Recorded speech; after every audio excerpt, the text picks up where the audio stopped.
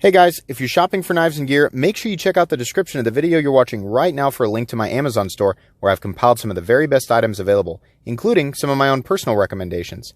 Thanks! What's going on, YouTube? Metal Complex here, and today I've got just a fun little video to share with you guys. So this is my new XM24 in the Rick Hinderer dark DLC finish, or I guess the dark stone-washed DLC finish. This is a pretty rare variant of this knife, the Tri-Way XM24 Spanto in the dark black stonewash DLC.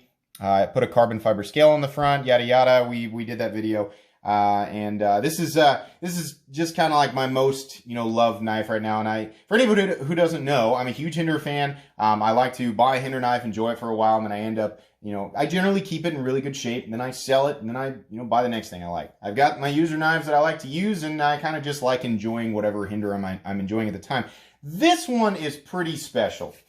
This one is kind of going to slowly turn into an ultimate build, and I don't really know exactly what I'm going to do in the process, but you guys, when you first saw this, when I unboxed it, when I talked about it, there were a lot of people going, blackout hardware, and initially I did not want to do that, and here's why. There are certain parts of this knife that cannot be changed. Hinderer knives, of course, the funnest thing about them, in my opinion, is that most of the hardware is modular and can be changed. You can, build it however you want. This entire knife has sort of a satin, and the hardware is all steel finished, and then the rest of the knife is black, so it has a nice contrast. A few of the parts cannot be changed. The thumb studs cannot be changed, even though certain special variants of Hinderers do have black thumb studs. You can't buy modular thumb studs. The lock bar insert screw cannot be changed. The pivot can be changed, but not the pivot barrel, even though, again, there are versions of the XM18 and 24 that come with black pivot barrels. And then, of course, the laser etching on the Tri-Way pivot and the Hinderer logo. So I thought, well, if I black out all the hardware, I'm still going to have these awkward areas where it's still, satin. So I don't want to do that. And then I told people that in the comment section. I was like, no, I'm not going to do that. And then I just changed my mind and ordered as much black hardware as I possibly could. So I'm going to install this on here today, and I can't promise this knife will stay this way. But for right now, it's fun, and it's just, this is just meant as entertainment, right? So we're going to do this exactly the same way as I did when I showed the Dark Horse the first time and I installed the scale. I'll install everything over time-lapse. I know some of you guys want to see it in real time, but it's really boring. So we're going to do time-lapse, put a little bit of music in there, and hopefully it'll be entertaining. Let's go ahead and get this guy put together.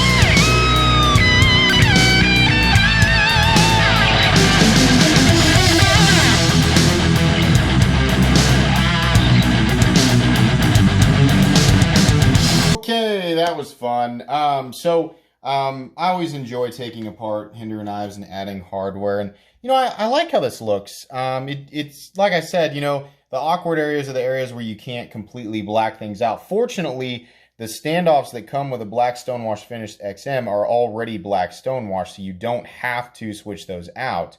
Another area that can't be changed is, of course, the closed position stop pin, but yeah, this looks pretty good.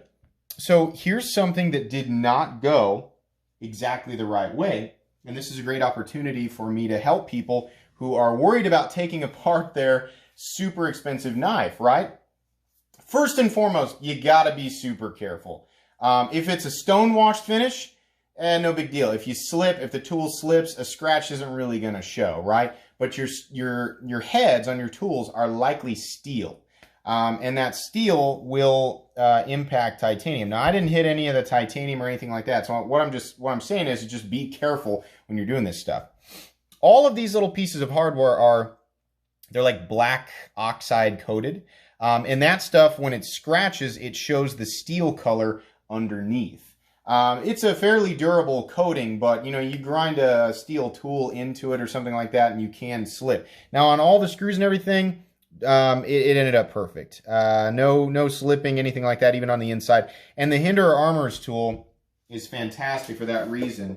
Let me get that back out here. These are expensive, guys, but man, the head that it comes with is exactly the right head. It's a WIA head. Mine's old, so it's got some rust on it, but the tool itself is great. I don't ever use this side. I actually use and I should have had this back out ready. What I use generally to turn the stainless steel heads is a penny, because the copper that's on the outside of the penny is softer than the steel, and so that's what I recommend using. I definitely do use the spanner side of the tool to hold this part of the pivot in place. That being said, when I started to adjust the pivot, I noticed there were some little spots on the pivot that looked like this, the metallic part showing through. And I thought, uh-oh, did I actually mark that up with the penny? And then I stopped and I thought, no, that's probably just bits of the penny rubbing off on the pivot. So I kept going, and then I looked at it again. You can actually see in the video where I stopped. And sure enough, I had actually gone through the coating and left these ugly lips on the pivot. Now, if you are installing titanium hardware, it will likely be anodized, and it will definitely be softer. If you're installing any type of coated hardware, even working finish is a darker finish applied to the outside of the steel head, right? And if it's titanium, same thing. So the penny in that case actually is not recommended. And I had actually known this because of doing it in the past. And you guys might have seen me switch to a card. No, you're not going to get anything from this. This is a used Kohl's card. But in that situation, the best thing to do is actually to come at because the new pivot's not going to have any Loctite on it, and your pivot barrel probably might have a little residue, but you can actually get through it. The best thing to do is actually to come at it with the corner of a credit card, because this is plastic. It's nowhere near as hard as the head or even the coating. And to get it to fit properly, you actually can take like a cloth, and then you can wrap the cloth in the outside of wrap the credit card in the outside of the cloth, and then you can turn that, and it will get tight enough, and the barrel will hold enough on the other side, especially if you have the armorer's tool, to where you can actually turn it. And in that case, you can avoid this happening. Now, it's not that big of a deal. Truthfully, the place that I ordered this from, I had some points, so this pivot was actually free because I used some credit. And I also happen to have, surprise, I have an armory of excess Hinderer parts. I actually have another black screw. So it's not that big of a deal. The next time you see this, it'll be blacked out without any blemishes or anything like that. But the knife did otherwise come together absolutely flawlessly. Still have the perfect drop shut action. The blade is still, as you can see, it's kind of hard to tell now because everything is so shadowy black. But the blade is still absolutely 100% perfectly centered. The action is great, and it's still locking up exactly where it did when I got it brand new. So this is cool. I'm not sure that I'll leave the hardware on. The final build of this, you guys are going to see, it'll come to fruition over probably the next few months, but it just depends on when the rest of the parts come out. I don't know if I'll leave the black hardware on there, but I know that there were enough people who wanted me to do that. I thought, it's not that much money. As far as hardware goes in general, yeah, it's expensive. But like, if you wanted to change out the hardware on your XM, and just like the screws and the pivot and stuff, if you're buying steel hardware, it's pretty cheap. If you want to completely redo all of the hardware in titanium, and I mean every last piece that's available, it's probably going to cost you a little over $100. So depending on what you want to do to your Hinderer, it can cost a lot of money. This was not an expensive thing. I mean, the knife itself and the scale were definitely the most expensive parts, but this is cool, you know, and it made for a fun little video. So in any case, I hope you guys were at least entertained by this. If you were, you enjoyed the video for whatever reason, please leave a like. If you'd like to check out my other content, I do, of course, have lots of videos of knives that are either expensive or inexpensive that I do or don't like. So check those out, and if you enjoy all my content, go ahead and click on this Metal Complex logo right here and subscribe, because there's definitely more coming. Thanks again for watching, everybody, and have a great day.